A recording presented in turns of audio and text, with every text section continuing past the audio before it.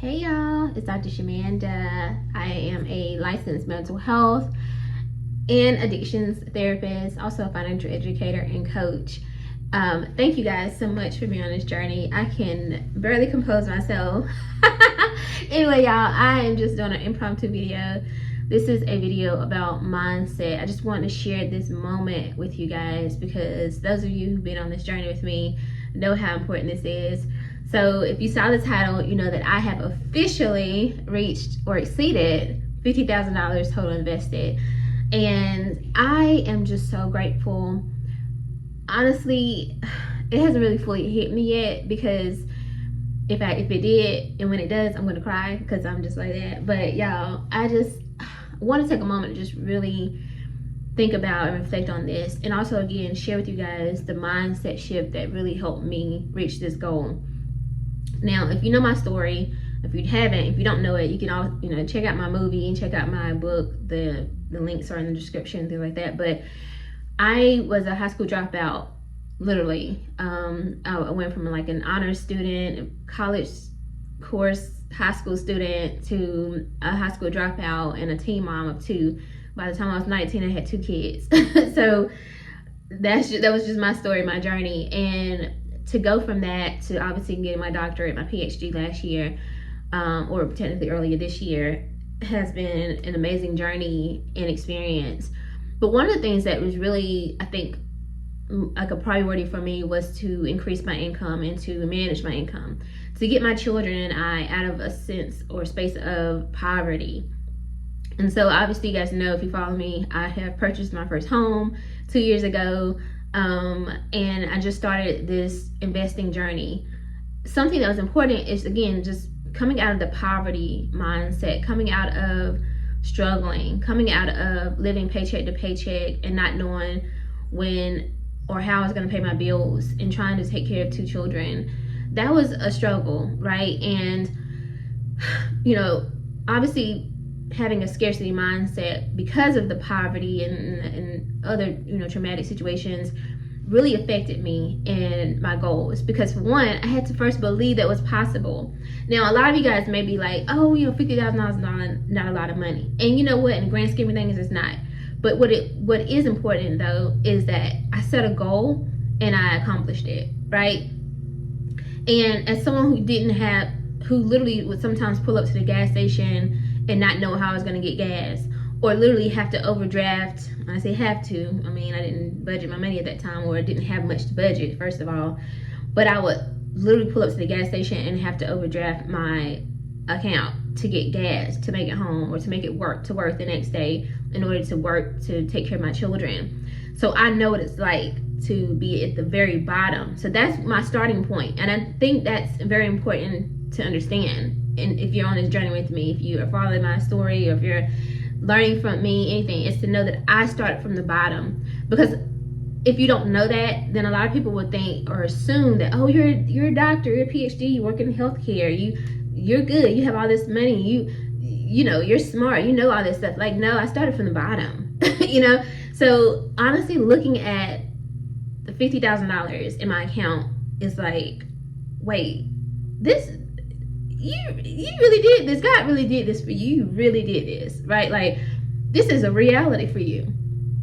And honestly, I believe that if I could reach, because I remember getting to when I hit my first 20,000. Actually, when I hit my first 5,000, when I hit my first then a 10K, and I hit 20,000, I hit 25,000. I remember looking at those numbers on my dashboard, my retirement accounts, and just been like, amazed, like this is a real thing. Like, you really are doing this, right? And I think the most important piece too was I was paying my bills. I was still making my regular payments and paying my bills, paying off debt and all that, but I was still investing alongside of that.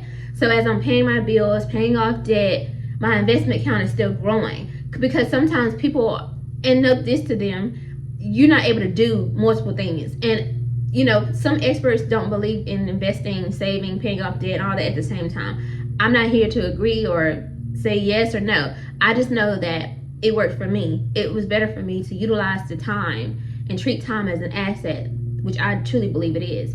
Because one thing that is also important to know about me is I am someone who lives with an autoimmune disease, and there's no cure. I have Crohn's disease, and I've lived with it since I was a little girl, which I had 14 inches of my intestines removed. And literally, I was dying. My doctor told me, like, if you don't get this surgery, you're gonna die. And I had gotten down to 55 pounds. Now, all of this is in my book in detail, but as someone who I became a high school dropout, teen mom, I had already dealt with literally a near-death experience as a little girl, and then all the other stuff I experienced, again, all that's in my book. But to go from all of that to where I am now, again, I don't even believe that I'm at my peak at all. Like, I'm still getting started. You know what I'm saying? But I have experienced, and what I call the favor of God, literally, because I know there are other people who are in the same situation as me, who aren't where I'm at. You know what I'm saying? Did I say that right? Y'all know what I mean. They're not where I'm at, right? And it's because there is favor. There are circumstances, there are opportunities that I took and utilized. Like, if I got a lump sum of money, or if I got a bonus, or if I paid my debts off, I invested that money. I worked for a hospital system who paid out bonuses toward our 401k, things like that.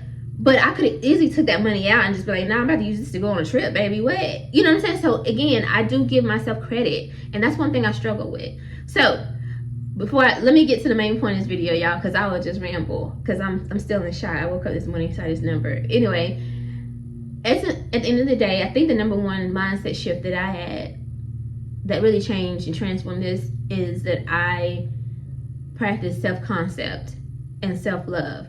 When I thought and reflected on the version of who I wanted to be and who I knew God has created me to be, and fell in love with that version of myself and aligned who I was to who I was becoming and who I want to be, that changed things. Now let me break that down just a little bit more. When I think about myself, I think abundance, I think freedom, I think someone who gets to live a soft life, who doesn't have to struggle, who doesn't have to be in a financially abusive relationship and, depending on somebody to take care of me, or if they leave or something, now I have to figure out my life. Because I've seen those stories, I've seen it, I've experienced it, right? Not personally, but I've experienced it vicariously through other people. And I think of someone who doesn't have to stress about work and jobs and all those other things, right? I think of someone who can have a relaxed, peaceful life, especially someone who lives with an autoimmune disease that stress triggers the symptoms. I think of someone who can support my kids, even as they become young adults and become adults, fully grown adults.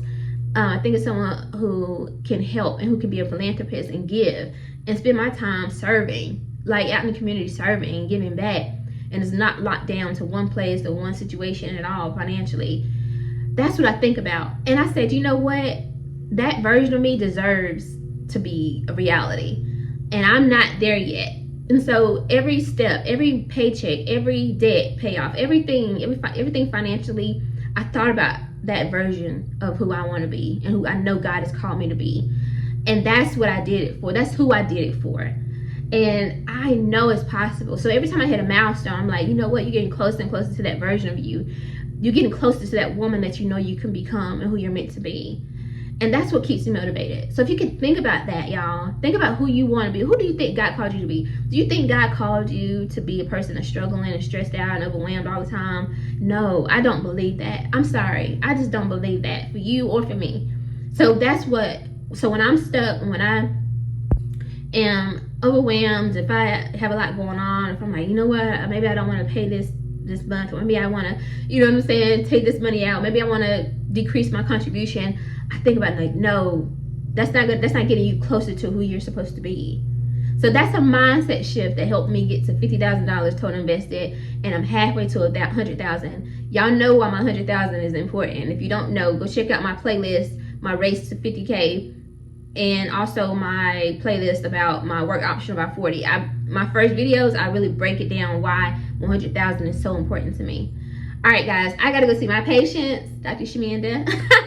So I'll go ahead. I'm heading out, but thank y'all so much for watching this video. Thank you so much for supporting me, all the encouraging words, none of the hate, because I know some people can be like, oh, you just bragging. I ain't thinking about what nobody else got to say about me. I promise you that. That's the last thing I think about with me. I love me. I fell in love with me. I fell in love with my children. I fell in love with my life. I'm grateful to be alive. And I know that God has so much for me and so much to do through me. That's what I'm thinking about, baby. So there's that. Anyway, if you like this video, like the video, comment, subscribe, share, and I'll see you guys in the next video. All right, bye.